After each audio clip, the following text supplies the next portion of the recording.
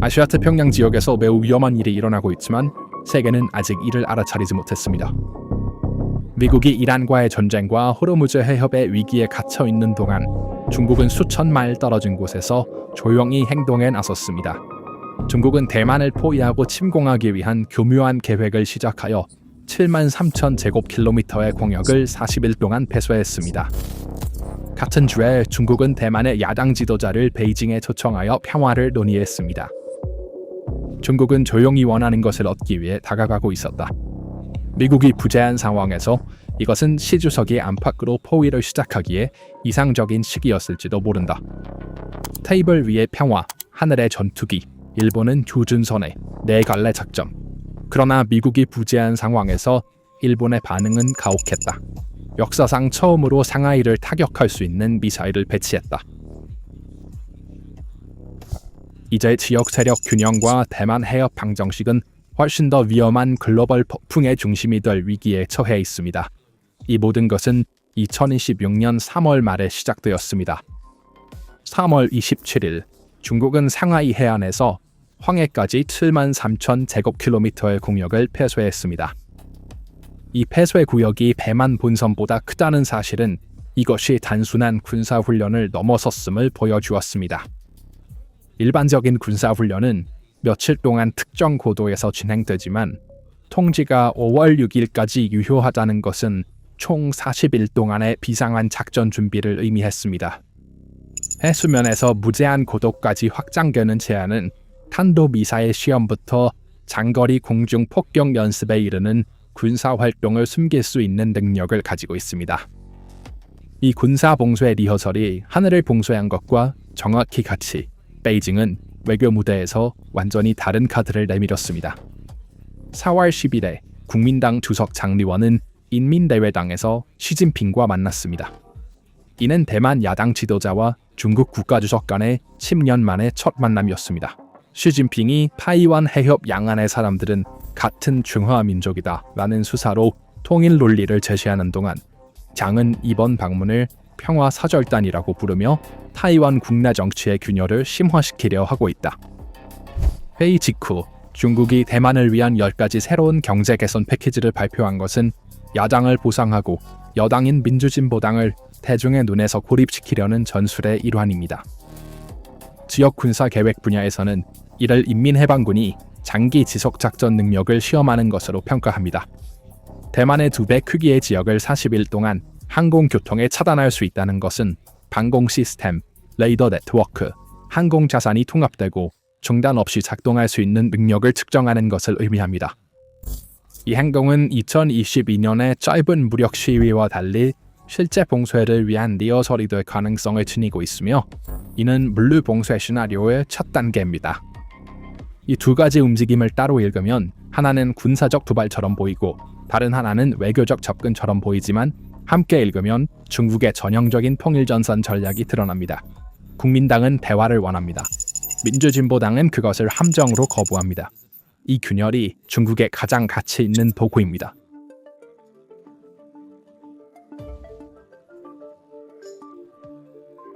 그리고 중국은 전쟁을 선포하지 않고 이러한 움직임을 취하고 있습니다. 두 경우 모두 베이징으로 이어집니다. 중국의 조용한 움직임에 대한 가장 강력한 반응은 일본에서 나왔으며 이는 단순한 수사에 그치지 않고 무기로 나타났습니다. 2026년 3월 말 일본은 구마모토의 캔군 기지에 타입 12 및 타입 25 장거리 미사일을 배치했습니다. 이 미사일들은 단순히 방어용이 아니라 중국의 동부 해안을 직접 사정권에 두고 있습니다. 타입 25의 사거리는 중국의 인구가 가장 많은 도시이자 경제 중심지인 상하이에 도달할 수 있습니다. 일본 역사상 처음으로 방역 능력이 공식 교리에 포함되었습니다. 평화 헌법의 한계가 시험받고 있습니다. 2030년에서 2031년까지 이 미사일들은 유큐 열도를 따라 요나구니까지 배치될 계획이다. 실현된다면 일본의 남서부 섬들은 중국의 전체 동부 해안을 위협하는 미사일 방패로 변모할 것이다. 이 노선은 중국의 태평양 해상 경로를 직접 위협합니다. 일본이 전쟁을 준비하고 있다고 말하는 것은 아니지만 전쟁에 대비하고 싶어하며 상하이에 도달할 수 있는 미사일은 그 의도를 가장 구체적으로 증명합니다. 그러나 미사일은 이야기의 일부에 불과합니다. 타이완 위기가 일본의 존재적 위협이라는 다카이치 총리의 발언은 제2차 세계대전 이후 안보 교리에서 가장 급진적인 전환점을 나타냅니다. 타이완이 함락되면 일본의 남서부 섬들은 중국의 군사 범위에 들어갑니다. 도쿄는 계산을 했고 결과를 보았습니다. 대만이 함락되면 일본의 방어 기피가 절반으로 줄어듭니다. 이러한 맥락에서 일본은 2026년 3월에 또 다른 조치를 취했습니다. 외교 정서에서 중국을 가장 중요한 양자 관계 중 하나에서 중요한 이웃 국가로 격하했습니다. 외교 용어로 이것은 모욕이며 베이징에 대한 공개 메시지입니다. 우리는 더 이상 당신을 전략적 파트너로 보지 않습니다. 베이징의 반응은 강경했습니다. 중국 시민들에게 일본 여행 경고를 발령하고 외교적 압박을 가했습니다. 그러나 도쿄는 물러서지 않았습니다. 오히려 상황을 악화시켰습니다. 4월 1일에 일본은 프랑스와 함께 대만 해협의 안정을 강조하는 공동 성명을 발표했습니다. 유럽 국가가 일본과 함께 대만 해협을 명시적으로 언급한 것은 처음입니다. 이 성명은 조용한 지진과 같습니다. 대만 문제는 더 이상 아시아 태평양의 문제만이 아니라 글로벌 안보 의제 항목입니다. 유럽의 개입은 이 문제에 대한 베이징의 계산을 복잡하게 만듭니다. 중국은 이제 미국과 일본뿐만 아니라 잠재적으로 유럽과도 맞서야 합니다. 해상자위대는 제2차 세계대전 이후 가장 포괄적인 개혁을 겪었습니다. 함대 호위대가 함대 수상대로 전환되고 정보전 및 상륙전 부대가 설립되었습니다. 상륙전, 섬 상륙 작전에 대한 방어. 일본은 어느 나라의 섬이 상륙 작전에 직면할 수 있는지 알고 있습니다. 센카쿠 열도는 이미 중국과의 마찰 지점입니다. 중국 해경 선박은 정기적으로 센카쿠 주변을 순찰하고 일본은 매번 자국 선박을 보내 배응합니다. 이러한 상호 순찰은 언제든 충돌로 이어질 수 있으며 중국의 영공 제한은 이 지역 근처에 있습니다. 7만 3천 제곱킬로미터의 제한 구역의 지리적 위치는 우연이 아닙니다. 그것은 정확히 일본의 남서부 섬들과 오키나와의 미군 가데나 기지의 작전 구역으로 확장됩니다. 가데나는 태평양에서 미국의 가장 큰 공군 기지입니다. 여기서 출발하는 항공기는 대만 시나리오의 첫 시간에 중요합니다. 중국의 메시지, 나는 언제든지 이 지역을 통제할 수 있다. 나는 너희의 접근 경로를 차단할 수 있다. 일본의 대답, 그렇다면 우리는 너희 해안을 우리의 범위 안에 두겠다. 이것은 균형이 아니라 긴장 고조의 악순환입니다. 양측은 상대방의 능력을 억제하려 하면서 동시에 자신의 능력을 강화하고 있습니다. 한국은 다른 상황에 있지만 걱정은 마찬가지입니다. 제안은 황해를 포함하여 서울로 가는 경로에 영향을 미칩니다. 중국의 서울과의 강력한 경제적 유대는 공개적인 입장을 취하는 것을 막고 있습니다. 그러나 이면에서는 일본과의 방위 협력이 빠르게 성장하고 있습니다. 이러한 발전은 쿼드와 오커스와 같은 지역 동맹을 더욱 중요하게 만듭니다.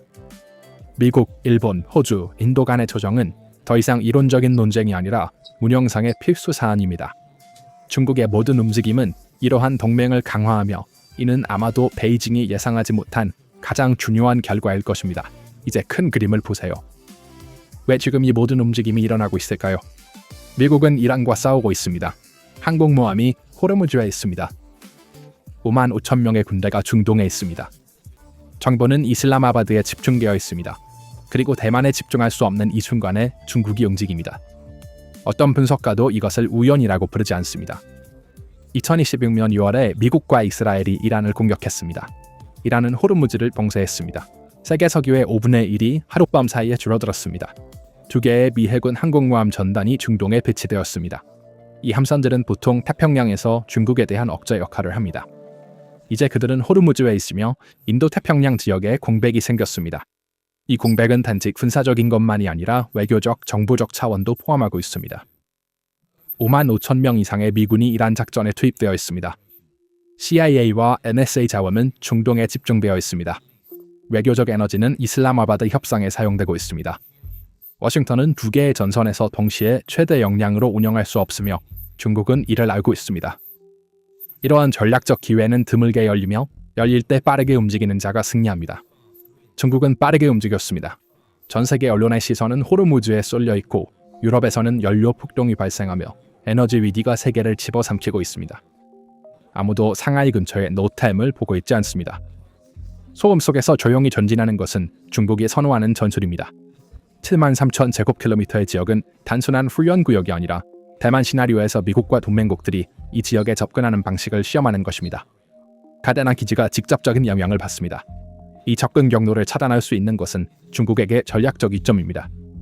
40일의 기간은 실제 분전에서 공중 우세를 얼마나 오래 유지할 수 있는지를 측정하는 작전 지속성 테스트입니다. 이것은 단순한 군사 능력 테스트가 아니라 물류 능력 테스트입니다. 40일간의 연료, 탄약, 인원 교대, 유지 보수 및 수리. 이 시험을 통과하면 다음 단계는 훨씬 더 대담할 수 있습니다. 그리고 또 하나의 현실은 대만이 세계 첨단 칩 생산의 90% 이상을 차지하고 있다는 것입니다. 해협의 불안정은 글로벌 기술 공급망을 마비시킵니다. 중국은 이것을 양날의 무기로 사용하지만 직접적인 침공은 공장을 파괴할 것입니다. 그래서 포위가 선호됩니다. 공장을 손상시키지 않고 통제하는 것이 중국의 진정한 목표입니다. 역사적인 흐름은 점점 더 과감해지고 있으며 각 단계마다 중국은 더 대담해지고 세계는 더 조용해집니다. 1996년에 중국은 미사일을 시험했습니다. 미국은 항공모함 2척을 보냈고 중국은 물러났습니다. 2022년 펠로시 이후의 훈련은 섬을 포위했습니다. 이번에는 중국이 물러나지 않았고 새로운 정상 상태를 선언했습니다.